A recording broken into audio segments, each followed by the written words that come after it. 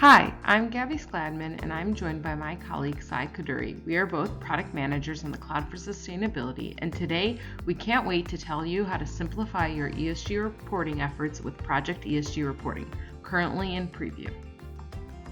We will start by giving you an overview of the solution, terms to know, and a how-to guide on the deployment process before jumping into an in-depth demo. We will close out by sharing resources and Q&A. We understand the challenges corporations face when it comes to ESG reporting.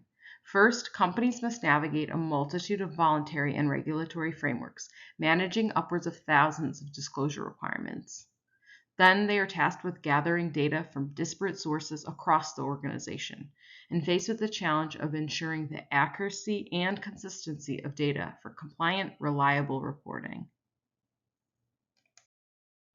Project ESG Reporting solves these challenges by enabling customers to create, complete, and approve reports based on multiple ESG disclosure standards across quantitative and qualitative metrics. From day one, users can review various standards and frameworks or bring their own and create responses that range from numeric to rich text.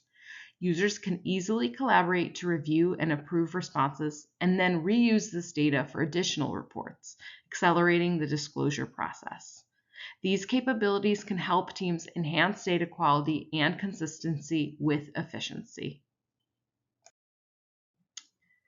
These are the out-of-the-box reporting templates that we support. We have CSRD, ASRS, BRSR, GRI, IFRS, and all 77 industry templates of SASB. We maintain and update these templates as the standard bodies evolve them over time. We have two different deployment paths based on the user type. The first is through Microsoft Solution Center for the current customers of Microsoft Sustainability Manager. So if you have Microsoft Sustainability Manager, you will go to solutions.microsoft.com, navigate to the Microsoft Cloud for Sustainability, and choose the Premium or Essentials tile based on your organization's version of MSM. New users that are currently not using Microsoft Sustainability Manager can access Project ESG Reporting on the new Power Catalog, accessible through Power Apps or Power Automate. Alternatively, you can search for the Project ESG Reporting tile in Solution Center as well.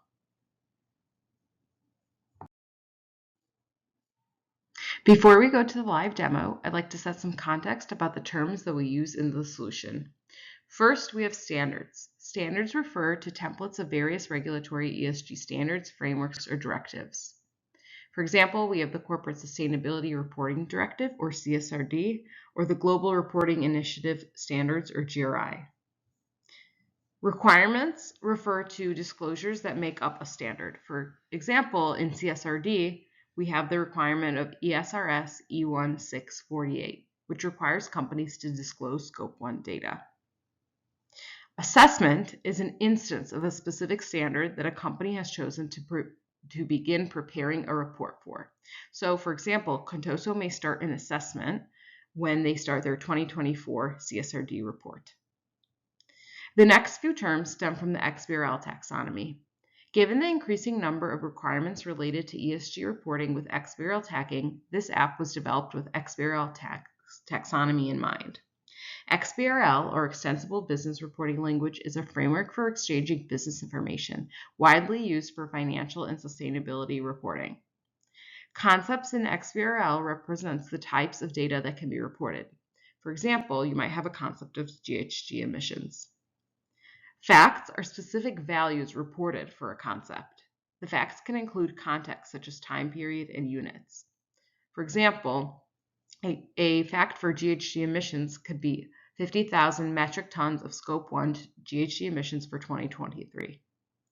Lastly, we will be showing dimensions, which add additional context for facts, allowing categorization, such as the geographic location or region. I will now hand it over to my colleague Sai for an in-depth demo. Thanks, Gabby.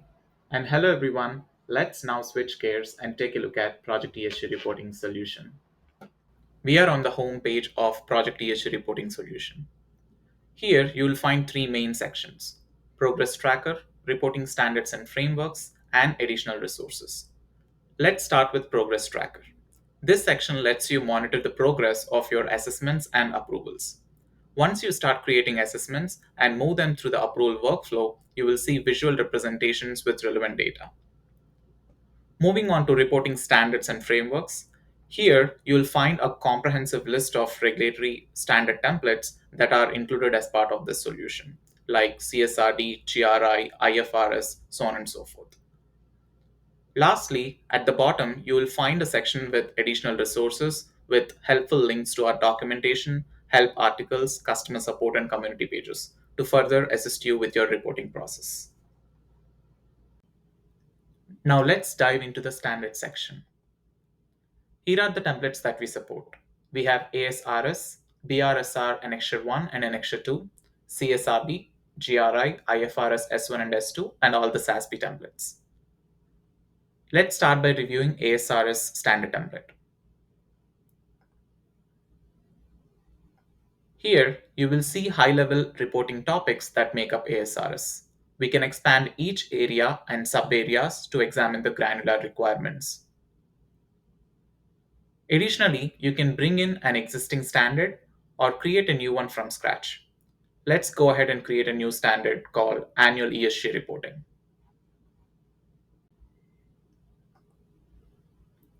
Click on New, enter the name of your standard, and save and close. Now go back to the standard that you just created, click on Requirements, and start adding each requirement one by one. First, add all your parent requirements or your high-level topics. For instance, let's add emissions,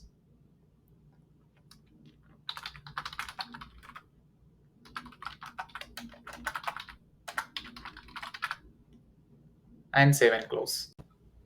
Similarly, I've also created two more topics called governance and social. Now let's create child requirements for emissions. Click on Add Requirement. Let's say Scope 1 emissions, and then save and close. Now you can see that Scope 1 emissions was added under emissions. This way you can create a tree-like structure for your standard template. You can also add requirements in bulk using import from Excel and CSV options. Now that we have reviewed the standards, before we dive into adding responses and reporting, let's address some essential settings first. Under Company Profile, you can add your organization's basic information like name, address. You can also bring in your organizational hierarchy and add that under Structure. You can specify what that organization unit is and the address and the type of organization unit. Similarly, if you'd like to bring in your facility related information, you can bring that here under New Facility. You can add the name and the facility details. Now let's check out unit groups. Under unit groups, we have a comprehensive list of unit groups with base units and conversion units that are required for your reporting purposes. If you need any additional unit groups or units, you can bring them in by clicking on New. Under reporting periods, you can specify the range for which you are reporting by setting a start and end date. For instance, let's create a reporting period for 2024. Here you can pick a start date and an end date, and save and close.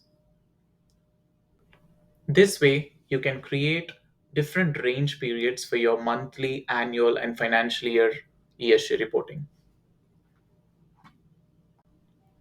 Dimensions can be used to further categorize your responses. For instance, if you wanted to add number of employees by region or type of employment, region and type of employment will be dimensions here. So let's add a quick dimension now. Click on New Dimension, create your dimension, and specify the dimension members by going to Related Dimension Members and add your dimension members one by one.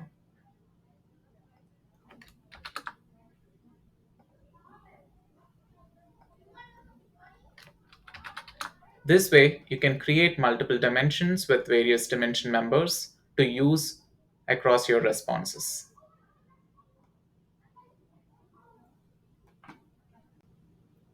We can now create an assessment for one of the standards and start responding. Assessment is an instance of a specific standard where you will start drafting and preparing your responses. Let's start creating a new assessment. Specify the name of your assessment and pick the standard for which you want to create an assessment of. And choose your reporting period. This way, an assessment gets created for you to start responding. If you have your materiality assessment done, you can mark the topics as material or immaterial within this assessment to focus on the requirements that are relevant for your organization. For instance, let's choose ESRS E1 and E2 and mark them as material. You can see that the materiality flag reflects the change that we just made. Now let's add a response to one of the CSRD requirements, E1644, which requires organizations to report their gross Scope 1, Scope 2, and Scope 3 emissions and total emissions. You can frame your responses with concepts, facts, dimensions, and evidence. Start with the concept by specifying the metadata like name and data type for your response. You can pick from existing concepts or create new one. Add gross Scope 1 emissions and choose numeric data type.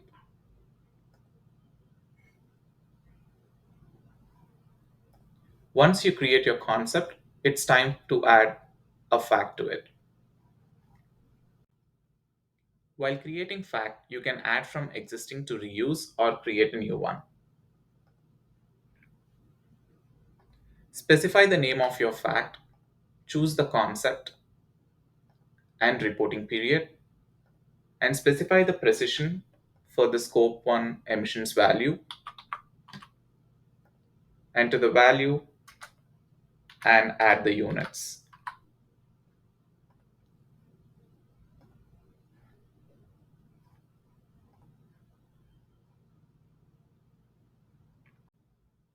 You can now see the concept and fact that you just created under the requirement E1644. Similarly, add the concepts and facts for Scope 2, Scope 3, and total emissions as well. Once added, you can see all those under your requirement one by one. ESRS S1 own workforce has S1 652A that requires organizations to disclose headcount of full-time employees by gender and region. Now let's see how to add a response to that. We'll start with creating a concept. Choose a new concept and name it FTE headcount by gender and region. Since this is a count, we will choose numeric as data type and save and close.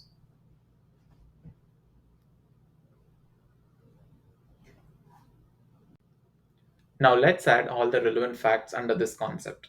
We can start by adding female employees in North America region, for which you'll create a new fact, give a fact name, choose the concept that you just created, pick a reporting period, enter your fact values, precision, and then the count, choose the unit, and hit save. Here, you can also add dimensions to specify the gender and region. So for which I'll click on new dimension link,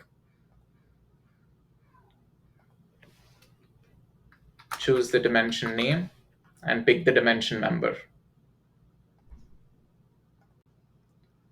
Similarly, add another dimension called North America.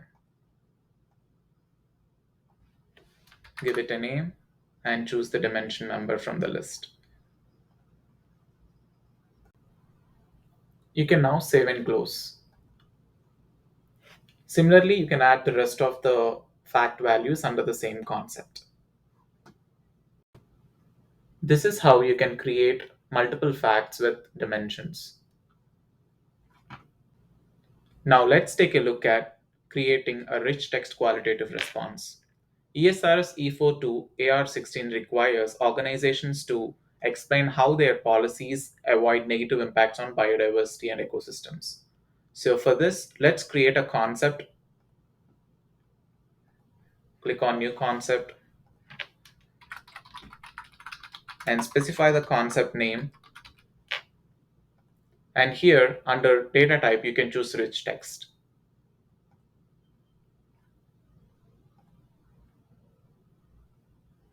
And now, add a rich text response as a fact to this concept.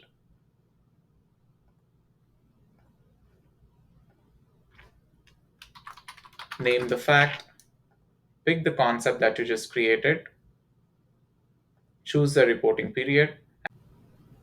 You can see the unlocked rich text option. Enter the text value here and format it as needed. And then save. This way you can add your rich text qualitative responses.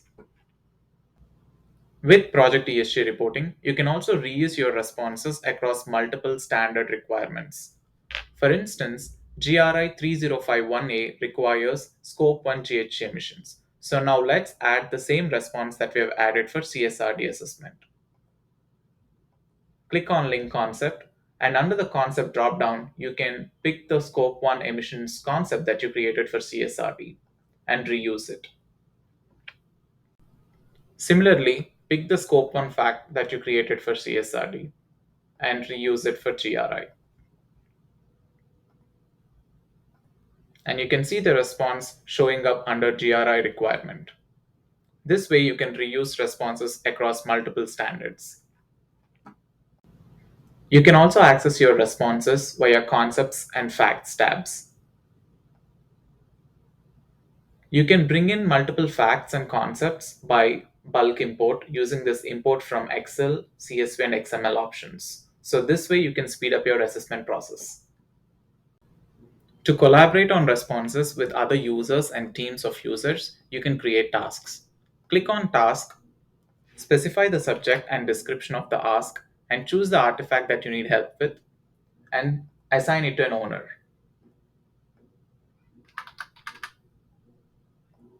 You can also specify the priority of this task and a due date.